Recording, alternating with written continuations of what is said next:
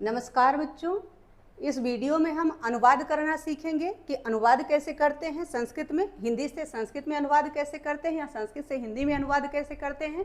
परंतु अनुवाद करने से पहले हमें संस्कृत में अनुवाद करने के जो नियम होते हैं वे जानने बहुत आवश्यक हो जाते हैं, अति आवश्यक हो जाते हैं। यदि हमें संस्कृत में अनुवाद करने के नियम नहीं पता हैं तो हम अनुवाद नहीं कर सकते। इसीलिए हम अनुवाद का यह प्रकरण लेके आए हैं जिसके द्वारा आप अनुवाद करना सीख सकेंगे।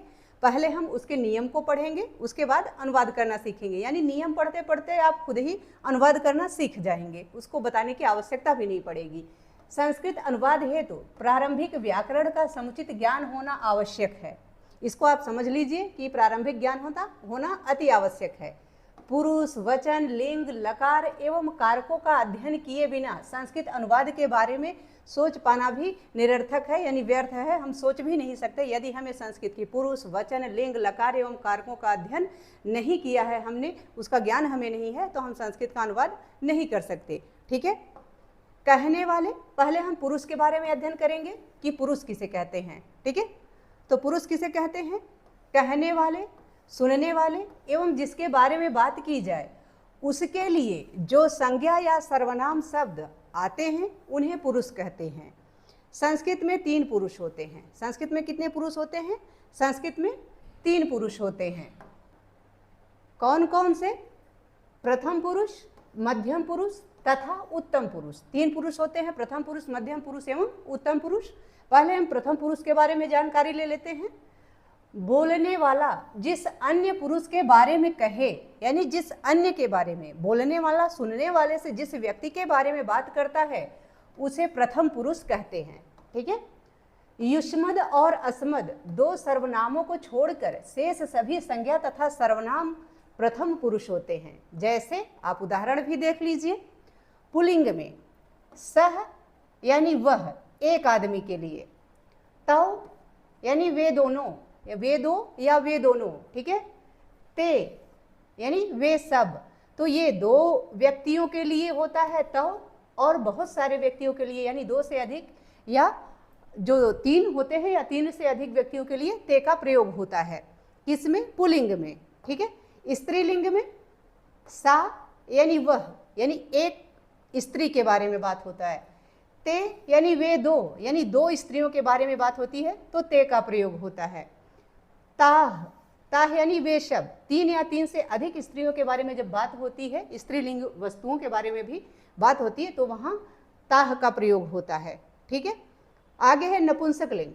नपुंसक लिंग तत्, यह नपुंसक लिंग का रूप है। तत्, तत्तेतानि, तत्तेतानि। और शह तौते ये पुल्लिंग का रूप होता है। साते ताह ये जो होता है ये स्त्रीलिंग का रूप होता है। तत् यानी वह एक, कोई नपुंसक लिंग चीज, जैसे एक फल मान लीजिए। ते यानी वे 2, यानी 2 फल मान लीजिए। तो ये 2 जो है ये संस्कृत नपुंसक लिंग के लिए प्रयोग होता है जिसमें ते का प्रयोग होता है। तानी, तानी यानी वे सब, ये नपुंसक लिंग का रूप है, बहुवचन है ये, जो कि नपुंसक लिंग के लिए प्रयोग होता है प्रथम पुरुष में। ठीक है। आगे है मध्यम पुरुष। मध्यम पुरुष किसे कहते हैं? जब मध्यम पुरुष, जब कोई बात करने वाला किसी दूसरे से बात करता है तो जिस व्यक्ति से बात की जाती है, यानी जो सुनने वाला होता है, जो श्रोता होता है, उसे मध्यम पुरुष कहते हैं। मध्यम पुरुष में युष्मद सर्वनाम के रूपों का प्रयोग होता है, यानी जो युष्मद शब्द होता है उसका प्रयोग होता है मध्यम पुरुष के लिए। जैसे त्वम युवाम यूयम। त्वम युवाम यूयम जो होता है युष्मद का रूप जो चलता है वह किसका होता है? वह मध्यम पुरुष का रूप होता है। ठीक है। जैसे आगे देखिए, त्वम यानी तुम या तू, युवाम यानी तुम दोनों। ठीक है। यूयम यानी तुम सब। तो युष्मद का रूप किसके लिए चलता है? मध्यम पुरुष के लिए चलता है। ठीक है। तीसरा है उत्तम पुरुष। उत्तम पुरुष कौन होता है? बात को कहने वाला उत्तम पुरुष कहलाता है, यानी जो वक्ता होता है वही उत्तम पुरुष होता है। उत्तम पुरुष में अस्मद सर्वनाम के रूपों का प्रयोग होता है। जैसे अहम, आवाम, वयम। अहम यानी मैं, आवाम यानी हम दोनों, और वयम यानी हम सब। तो जो अहम, आवाम, वयम का रूप होता है यह उत्तम पुरुष के लिए प्रयोग में लाया जाता है। ठीक है। आगे पुरुष परिचय है। पुरुष परिचय जान लीजिए। निम्नलिखित शब्दों को याद कीजिए, यानी जो शब्द यहाँ लिखे गए हैं इनको आप ध्यान से याद कर लीजिएगा। जो भी नियम मैं बता रही हूँ, चाहे आप वीडियो को बार बार देख करके इसको समझ लीजिएगा या फिर आप इसको स्क्रीनशॉट लेके पढ़ लीजिएगा, परंतु पढ़िएगा बहुत, ये बहुत उपयोगी है। बिना इन नियमों के ज्ञान के संस्कृत का अनुवाद कर पाना बहुत ही मुश्किल है। ठीक है। पुरुष एक वचन, द्विवचन और बहुवचन। प्रथम पुरुष, देखिए प्रथम पुरुष कौन है? शह यानी वह, तव यानी वे दोनों, ते यानी वे सब। तो सह तव ते का जो रूप होता है यह किसका होता है? यह प्रथम पुरुष का रूप होता है।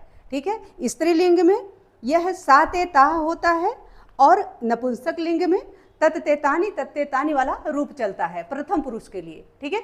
मध्यम पुरुष के लिए क्या होता है? मध्यम पुरुष के लिए त्वम यानी तुम या तू, युवाम यानी तुम दो या तुम दोनों, यूयम यानी तुम सब, यानी जो रूप होता है त्वम युवाम यूयम, त्वाम युवाम इष्माम, ये जो रूप चलता है यह मध्यम पुरुष के लिए प्रयोग में लाया जाता है, यानी यह मध्यम पुरुष का रूप होता है। आगे है उत्तम पुरुष। उत्तम पुरुष में रूप आता है अहम, आवाम, वयम। ये जो होता है अहम, आवाम, वयम वाला रूप, यह उत्तम पुरुष में प्रयोग किया जाता है, यानी यह उत्तम पुरुष का रूप होता है। अहम यानी मैं, आवाम यानी हम दो या हम दोनों, वयम यानी हम सब। ठीक है। आगे है, जिससे आगे हम वचन के बारे में पढ़ेंगे।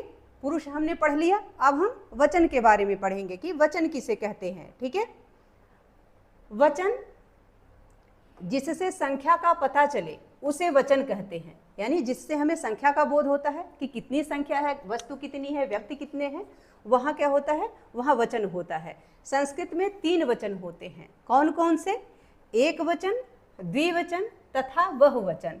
3 वचन होते हैं। अब हम एक एक करके तीनों वचन के बारे में विस्तार से जान लेते हैं। एक वचन, एक वचन किसे कहते हैं? जिससे एक संख्या का बोध हो उसे एक वचन कहते हैं। जैसे रामः यानी एक राम, फलम यानी एक फल, अहम यानी मैं, त्वम यानी तू या तुम आदि। इस तरीके के जो शब्द होते हैं किसी एक के लिए जब प्रयोग किया जाता है तो उसे एक वचन कहते हैं। आगे है द्विवचन। द्विवचन में जिससे 2 व्यक्तियों या वस्तुओं आदि का बोध हो उसे द्विवचन कहते हैं। जैसे रामो, आपने रूप पढ़ा है ना, रामः रामो रामा, तो रामो यानी 2 राम, फले यानी 2 फल, आवाम यानी हम दो, युवाम यानी तुम दो, इस प्रकार से। ठीक है। तुम दो या तुम दोनों। आगे बहुवचन, तीसरा है बहुवचन, जिससे 2 या 2 से अधिक व्यक्तियों या वस्तुओं का बोध होता है उसे बहुवचन कहते हैं। जिसमें 2 या 2 से अधिक व्यक्तियों या वस्तुओं का बोध होता है उसे क्या कहते हैं? उसे बहुवचन कहते हैं। जैसे रामाह यानी अनेक राम, बहुत से राम, फलानी यानी अनेक फल, बहुत से फल, वयम यानी हम सब, यूयम यानी तुम सब आदि। इस प्रकार जो होते हैं ये बहुवचन के रूप होते हैं। ठीक है। तो जब आपको लिंग, वचन, रूप ये सारे याद रहेंगे तो आप अनुवाद बहुत आसानी से कर पाएंगे। अब हम वचन हमने पढ़ लिया, तो अब हम लिंग के विषय में पढ़ेंगे कि लिंग किसे कहते हैं। लिंग, लिंग जान लेते हैं। लिंग से संज्ञा या सर्वनाम के स्त्री या पुरुष या इससे भिन्न स्वरूप के होने का ज्ञान होता है। लिंग से हमें किसका ज्ञान होता है? यानी संज्ञा या सर्वनाम के स्त्री होने का या पुरुष होने का या इससे भिन्न स्वरूप के होने का पता चलता है। ठीक है। संस्कृत में 3 लिंग होते हैं। संस्कृत में कितने लिंग होते हैं? 3 लिंग होते हैं। कौन कौन से? पहला है पुल्लिंग, दूसरा स्त्रीलिंग तथा तीसरा नपुंसक लिंग। ठीक है।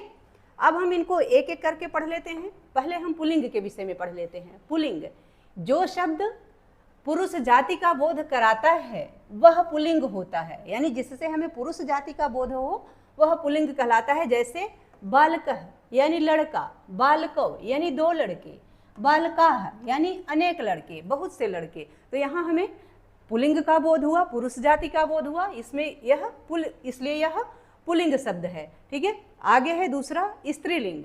तो स्त्रीलिंग यानी जो शब्द स्त्री जाति का बोध कराते हैं वे स्त्रीलिंग होते हैं। जैसे बालिका यानी लड़की, बालिके यानी 2 लड़कियां, बालिका है यानी अनेक लड़कियां या बहुत सी लड़कियां। ठीक है। तो यहाँ हमें स्त्री जाति का बोध हो रहा है। इसलिए ये शब्द स्त्रीलिंग शब्द हैं। ठीक है, आगे है तीसरा नपुंसक लिंग, यानी नपुंसक लिंग शब्द, जो शब्द न पुल्लिंग हो न स्त्रीलिंग वे नपुंसक लिंग होते हैं। जैसे उदाहरण देख लीजिए, फलम यानी एक फल, फले यानी दो फल, फलान यानी अनेक फल आदि। इस प्रकार के जो शब्द होते हैं जो ना स्त्री हैं ना पुरुष हैं, वो कौन से लिंग होते हैं? वो नपुंसक लिंग के शब्द होते हैं। आगे हम कारक के विषय में पढ़ेंगे। ठीक है, कारक किसे कहते हैं यह भी जानना अति आवश्यक हो जाता है। कारक, कारक किसे कहते हैं? क्रिया के साथ शब्दों का जो सीधा संबंध होता है उसे कारक कहते हैं। तो कारक किसे कहते हैं? जिसका क्रिया के साथ सीधा संबंध होता है उसे ही कारक कहते हैं। कारक निम्नलिखित होते हैं, यानी नीचे लिखे गए हैं कि कितने कारक होते हैं। ठीक है, संस्कृत में वैसे तो 7 कारक होते हैं, परंतु संबंध कारक को कारक नहीं मानते हैं कुछ लोग, इसलिए उसको हटा देते हैं, तो 6 कारक माने गए हैं। ठीक है, पहला है कर्ता, कर्ता कारक। ठीक है, कर्ता कारक हम एक एक करके 7 को पढ़ेंगे, 6 को पढ़ेंगे, जो भी हैं सबको पढ़ते हैं। पहला है कर्ता कारक, क्रिया को करने वाला कर्ता कहलाता है, यानी जो कोई काम करता है, जो किसी भी काम को करने वाला होता है, क्रिया कहते हैं काम को, काम का अर्थ होता है क्रिया। ठीक है, तो जो कार्य को करने वाला होता है, क्रिया को करने वाला होता है, वही कर्ता कहलाता है। जैसे रामः पठति, राम पढ़ता है। इस वाक्य में, इसको आप ध्यान से देखें, इस वाक्य में रामः करता है, यानी पढ़ने का कार्य कौन कर रहा है? पढ़ने वाला कार्य कौन कर रहा है? राम कर रहा है। तो कर्ता कौन हुआ? राम हुआ। ठीक है, तो रामः जो है यही इसमें कर्ता है। आगे देखते हैं दूसरा कर्म कारक। अब हम कर्म कारक देख लेते हैं कि कर्म किसे कहते हैं, कर्म कारक किसे कहते हैं। ठीक है, कर्ता अपनी क्रिया के लिए जिसे सबसे अधिक चाहता है वह कर्म कहलाता है, यानी काम करने वाला जिसे सबसे अधिक चाहता है, जिससे सबसे पास रहना चाहता है, वही कर्म कहलाता है। जैसे रमेशः पुस्तकम पठति, इसमें रमेश पुस्तक पढ़ता है। इस वाक्य में रमेश पढ़ने की क्रिया के लिए पुस्तक को सबसे अधिक चाहता है। पढ़ने की क्रिया के लिए, पढ़ने के काम के लिए वह सबसे ज़्यादा किसको चाहता है? पुस्तक को चाहता है। किसको चाहता है? पुस्तक को चाहता है। अतः पुस्तकम, यह शब्द जो है यह कर्म है। पुस्तकम क्या है? इसमें पुस्तकम क्या है? यही कर्म है। ठीक है, कर्म समझ में आया। एक एक चीज़ को आप सब बहुत ध्यान से समझते चलिएगा। जब समझते चलेंगे तो अनुवाद, ये नियम समझते समझते आपको अनुवाद करना अपने आप ही आ जाएगा। ठीक है, आगे है तीसरा करण कारक, कि करण कारक किसे कहते हैं? कर्ता की क्रिया को करने में जो सबसे अधिक सहायता करता है उसे करण कहते हैं। यानी कर्ता जो भी क्रिया करता है उसमें जो उसको सबसे ज़्यादा सहायता करता है उसे ही करण कहते हैं। जैसे उदाहरण देखिए, महेशः कंदुकेन क्रीडति, यानी महेश कंदुक यानी गेंद से खेलता है।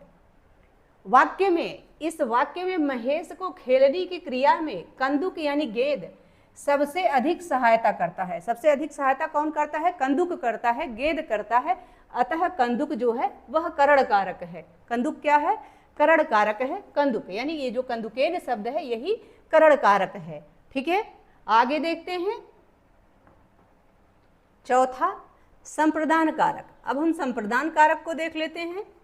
कर्ता जिसे कुछ देता है अथवा जिसके लिए क्रिया करता है उसे संप्रदान कारक कहते हैं। उसे क्या कहते हैं? उसे ही संप्रदान कहते हैं। जैसे उदाहरण देख लीजिए, राजा विप्राय गाम ददाति, यानी राजा विप्र को गाय देता है। राजा विप्र को यानी भिखारी को गाय देता है। वाक्य में, इस वाक्य में गाय विप्र को दी जाती है, यानी विप्र के लिए दी जाती है। अतः विप्र जो है यह संप्रदान है। विप्र क्या हुआ? यह संप्रदान कारक है। तो राजा विप्राय, तो इसमें विप्राय जो है यही क्या हुआ? विप्राय यानी विप्र के लिए, विप्र को या के लिए जहाँ होता है वहाँ इस तरीके से प्रयोग होता है। चतुर्थी विभक्ति संप्रदान कारक का प्रयोग होता है। तो विप्र के लिए देता है, इसलिए यहाँ क्या है? संप्रदान कारक है। और किस में है? तो विप्राय में है, विप्र में है। ठीक है, विप्र में है। आगे है अपादान कारक, पांचवा। अपादान कारक किसे कहते हैं?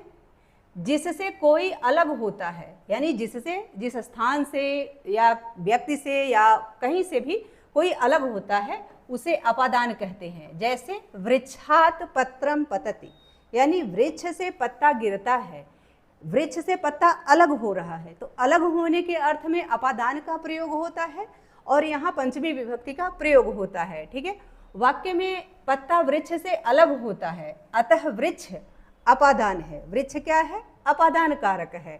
ठीक है, तो अपादान कारक किसमें है? वृक्ष में। किसमें है? वृक्षात। जो वृक्षात शब्द है इसी में अपादान कारक का प्रयोग हुआ है, यानी पत्ता अलग होता है। किससे अलग होता है? वृक्षात, यानी वृक्ष से अलग होता है। ठीक है, छठा है संबंध, यानी संबंध कारक किसे कहते हैं?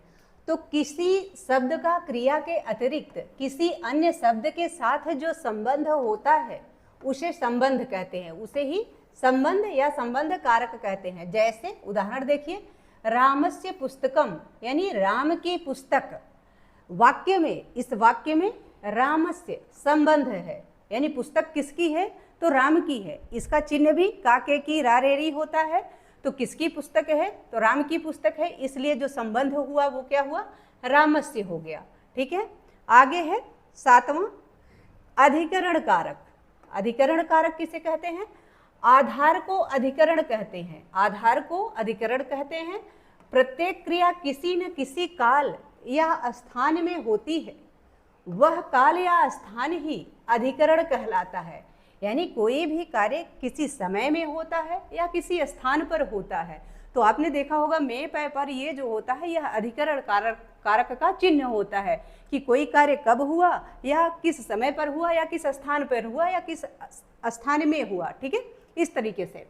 जैसे उदाहरण देख लीजिए, जैसे गोपालः गृहे वसति। गोपालः गृहे वसति, यानी गोपाल घर में रहता है। तो मे पै पर ये जो है ये अधिकरण कारक का चिन्ह है।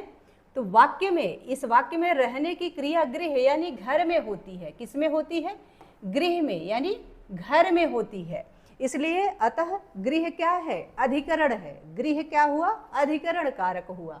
तो गोपालः गृहे वसति में गृह शब्द जो हुआ यह क्या हुआ? यही अधिकरण कारक हुआ। अगला है संबोधन। संबोधन कारक नहीं होता, यह पुकारने के लिए प्रयोग किया जाता है। तो संबोधन के बारे में भी जान ले। इसका चिन्ह होता है हे, अरे, भो। जिस शब्द से नाम लेकर पुकारा जाए उसे संबोधन कहते हैं। जैसे हम बुलाते हैं हे राम, हे लक्ष्मण, हे सीता, तो ये क्या हुआ? जब हम बुलाते हैं किसी को, हे रमेश, कुछ भी हम कह सकते हैं, किसी का भी नाम लेके पुकार सकते हैं, तो वहाँ संबोधन का प्रयोग होता है। ठीक है, ये आपको संबोधन तक समझ में आ गया। अब हम विभक्ति के बारे में पढ़ेंगे। ये सारे जो अनुवाद के नियम है वो मैं एक ही वीडियो में इसीलिए बना रही हूँ ताकि आपको भटकना ना पड़े, अर्थात आपको समझने में कोई परेशानी ना हो। एक ही वीडियो में जब सारे नियम आपको अनुवाद के पता हो जाएंगे तो आपको जगह जगह वीडियो ढूंढने की जरूरत नहीं पड़ेगी और एक ही वीडियो से आपको सारा ज्ञान मिल जाएगा। इसका आगे का नियम है विभक्ति, यानी विभक्ति का ज्ञान होना अति आवश्यक है अनुवाद के लिए। ठीक है, जिस वर्ण संकेत के द्वारा शब्दों के कारक सूचित होते हैं उसे विभक्ति कहते हैं। यानी विभक्ति किसे कहते हैं? जिस वर्ण संकेत के द्वारा शब्दों के कारक सूचित होते हैं, यानी कारकों का पता चलता है कि इसमें कौन सी विभक्ति का प्रयोग हुआ है, कौन सा कारक का प्रयोग हुआ है, तो उसे ही विभक्ति कहते हैं। अतः कह सकते हैं कि विभक्ति कारक चिन्ह होते हैं। क्या कह सकते हैं? कि विभक्ति कारक चिन्ह होते हैं, यानी विभक्ति को ही कारक चिन्ह कहते हैं। कारक 7, यानी संबोधन के अतिरिक्त संबोधन को कारक नहीं माना गया है, इसलिए 7 कारक होते हैं। अतः विभक्ति भी 7 होती हैं। आपने देखा होगा कि 7 विभक्तियां होती हैं, प्रथमा से लेकर के सप्तमी विभक्ति तक, तथा एक संबोधन रहता है। ठीक है, प्रत्येक विभक्ति में एक वचन, द्विवचन और बहुवचन की पृथक पृथक 3 विभक्तियां होती हैं। विभक्तियां इस प्रकार हैं, आप उनका उदाहरण भी देख लीजिए कि किस प्रकार विभक्तियां हैं। हिंदी के कारक चिन्ह, आप यहाँ देखिए, ये कारक हैं जो यहाँ लिखे गए हैं सारे, ये क्या हैं? ये कारक हैं। ये क्या है? ये कारक हैं। इधर जो आपको दिया गया है ये कारक चिन्ह दिया गया है। ठीक है, ये कारक हैं, ये कारक चिन्ह है और ये विभक्तियां हैं। ठीक है, कर्ता कारक ने, ये कारक चिन्ह क्या होता है? कर्ता का ने होता है और प्रथमा विभक्ति का प्रयोग होता है। यानी कर्ता कारक में प्रथमा विभक्ति का प्रयोग होता है और इसका कारक चिन्ह क्या होता है, ने होता है। दूसरा है कर्म, कर्म कारक में इसका चिन्ह जो होता है वह को होता है और द्वितीय विभक्ति का प्रयोग होता है। कर्म कारक में द्वितीय विभक्ति का प्रयोग होता है एवं इसका जो कारक चिन्ह होता है वह को होता है। तीसरा है करण कारक, करण कारक में इसका कारक चिन्ह होता है से या द्वारा, से या द्वारा, किसी वस्तु से या किसी वस्तु के द्वारा, इस तरीके से, और इसमें तृतीय विभक्ति का प्रयोग होता है। ठीक है, आगे है संप्रदान कारक, संप्रदान कारक यानी को या के लिए इसका प्रयोग होता है संप्रदान कारक में और चतुर्थी विभक्ति का प्रयोग होता है। संप्रदान कारक में चतुर्थी विभक्ति का प्रयोग होता है और इसका चिन्ह होता है के लिए या को। जैसे आपने अभी देखा विप्राय, जो ऊपर उदाहरण आपने पढ़ा, विप्राय यानी विप्र को या विप्र के लिए गाय दिया राजा ने। ठीक है, आगे है अपादान कारक, अपादान कारक इसका चिन्ह होता है, कारक चिन्ह होता है से और इसमें पंचमी विभक्ति का प्रयोग होता है। अगला है संबंध कारक, संबंध कारक का चिन्ह होता है का की के, यानी का के की रा रे री, इस प्रकार से, और इसमें षष्ठी विभक्ति का प्रयोग होता है। अगला है अधिकरण कारक, में पर यानी में पै पर, यह इसका जो है कारक चिन्ह है और इसमें सप्तमी विभक्ति का प्रयोग होता है। अधिकरण कारक में सप्तमी विभक्ति का प्रयोग होता है और इसका जो चिन्ह होता है वह में पै पर होता है। आगे है संबोधन, संबोधन हे अरे भो, इस प्रकार से होता है और यह प्रथमा विभक्ति का ही इसमें प्रयोग होता है। यानी संबोधन में किसी और विभक्ति का प्रयोग नहीं होता कि बाकी कारकों की तरह पंचमी विभक्ति, षष्ठी विभक्ति, प्रथमा विभक्ति, द्वितीय तृतीय इनका प्रयोग हो, इनका प्रयोग नहीं होता, बल्कि सिर्फ एक ही विभक्ति का प्रयोग होता है, वह होता है प्रथमा विभक्ति। ठीक है, इसका ध्यान रखना कि संबोधन में सिर्फ और सिर्फ प्रथमा विभक्ति का ही प्रयोग होता है। आप रूप भी देखिए तो हे राम, हे रामो, हे रामा, इसी प्रकार का रूप चलता है। ठीक है, आगे है लकार। अब हम लकार के बारे में पढ़ लेते हैं कि लकार किसे कहते हैं। इसको ध्यान से देखिएगा। संस्कृत में क्रियाओं के काल तथा काल के भेद को सूचित करने के लिए लकारों का प्रयोग किया जाता है। यानी किस समय में कोई कार्य हुआ है इसका प्रयोग करने के लिए लकारों का प्रयोग होता है और लकार 10 होते हैं। ठीक है, कौन कौन से?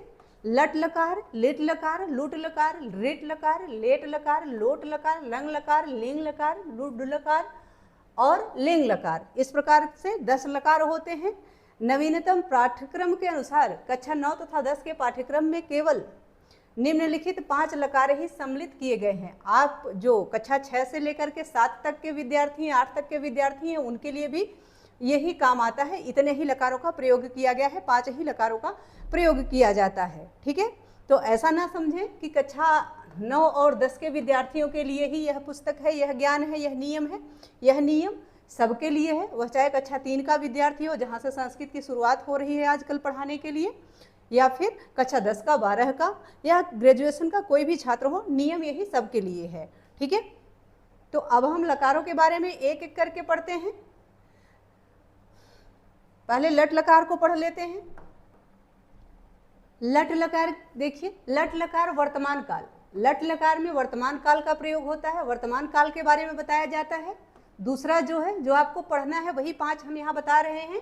ठीक है, कक्षा 9 से 10 तक के विद्यार्थियों के पाठ्यक्रम में 5 ही लकारों का प्रयोग किया गया है, जिसको हम आपको बता रहे हैं। ठीक है, दूसरा है लंग लकार। लंग लकार का प्रयोग भूतकाल के लिए किया जाता है। किसके लिए किया जाता है? भूतकाल के लिए किया जाता है। तीसरा है रिट लकार, इसका प्रयोग भविष्यत काल के लिए किया जाता है। चौथा है लोट लकार, इसका प्रयोग आज्ञा के लिए, आशीर्वाद के लिए किया जाता है। ठीक है, यानी आज्ञा देने के लिए या आशीर्वाद देने के लिए लोट लकार का प्रयोग होता है। पांचवा है विधिलिंग लकार। विधिलिंग लकार का प्रयोग प्रेरणा देने के लिए, यानी किसी को प्रोत्साहित करने के लिए, चाहिए अर्थ में, यानी आपको जैसे पुस्तक पढ़ना चाहिए, करना चाहिए, इसके लिए, तथा निमंत्रण आदि के लिए प्रयोग होता है। विधिलिंग का प्रयोग प्रेरणा के लिए, चाहिए अर्थ के लिए तथा निमंत्रण आदि के लिए किया जाता है। ठीक है, आगे है लकारों के अनुसार संस्कृत में अनुवाद। लकारों के अनुसार किस प्रकार से संस्कृत में अनुवाद किए जाते हैं, इसको भी हम देख लेते हैं। पहले हम लट लकार के बारे में पढ़ेंगे, यानी वर्तमान काल के विषय में।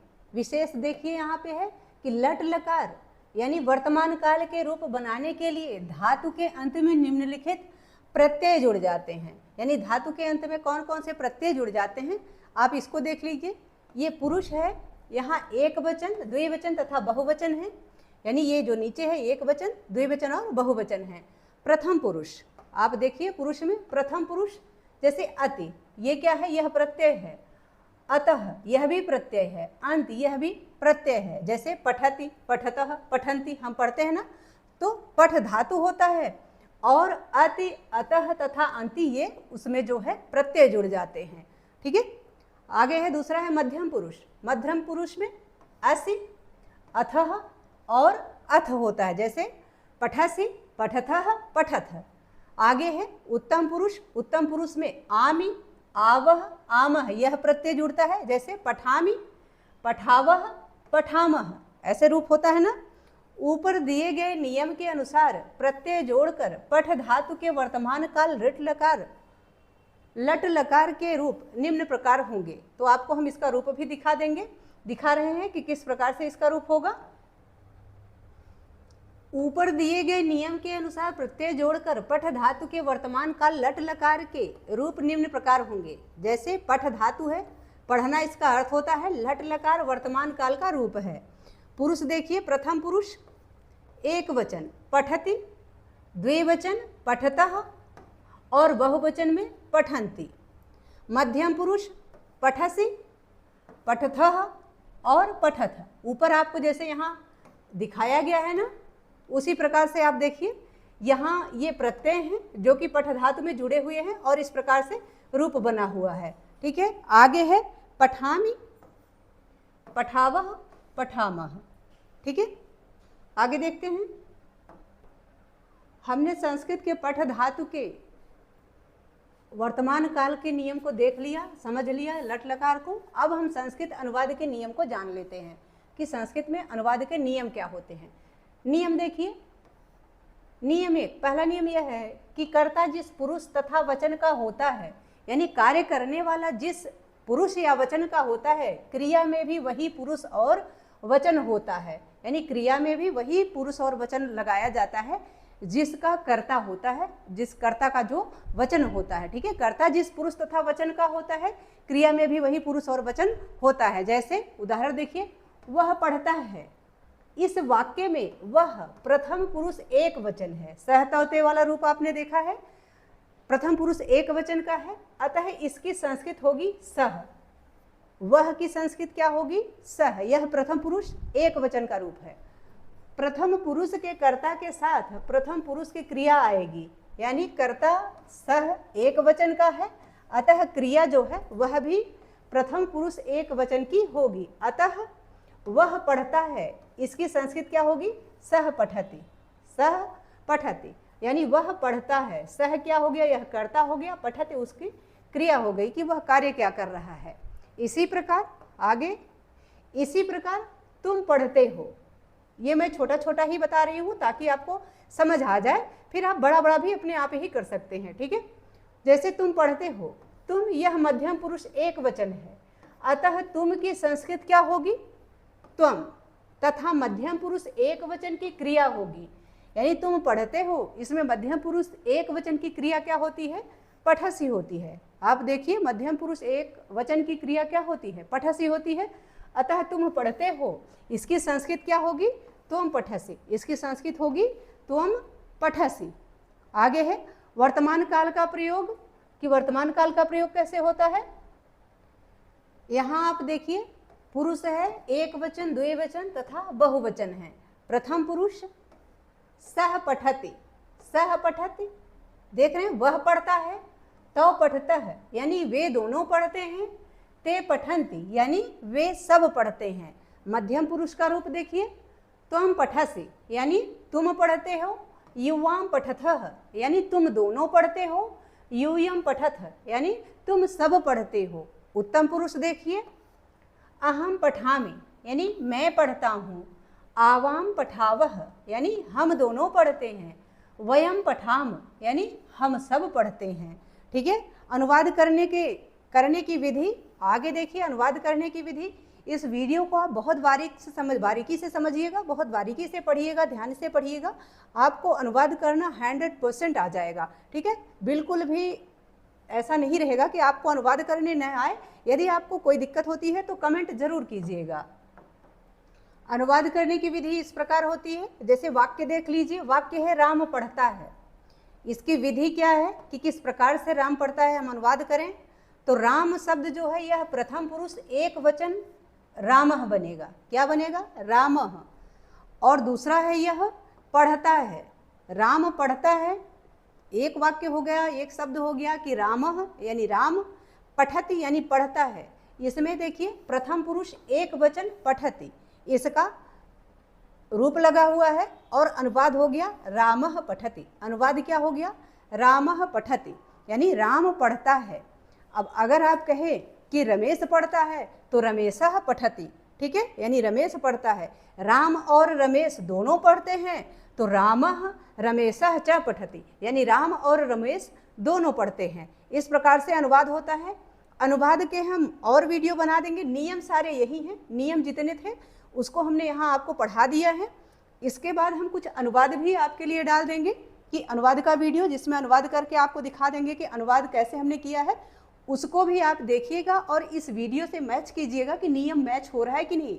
जब नियम मैच आपको समझ में आ जाएगा कि दोनों वीडियो का नियम मैच हो रहा है तो आप ऑटोमेटिकली अनुवाद करना सीख जाएंगे, कोई दिक्कत नहीं होगी। आशा है कि यह वीडियो अनुवाद का प्रकरण जो है यह आपके लिए बहुत लाभकारी होगा, बहुत हेल्पफुल होगा। यदि इस पाठ से संबंधित या वीडियो से संबंधित कोई सुझाव हो या आपकी कोई क्वेरी हो, प्लीज़ कमेंट बॉक्स में अवश्य लिखिएगा। वीडियो पसंद आए तो इसको लाइक करें, शेयर करें। चैनल पर नए हैं तो प्लीज़ इसे सब्सक्राइब अवश्य करें। बहुत बहुत धन्यवाद आपका।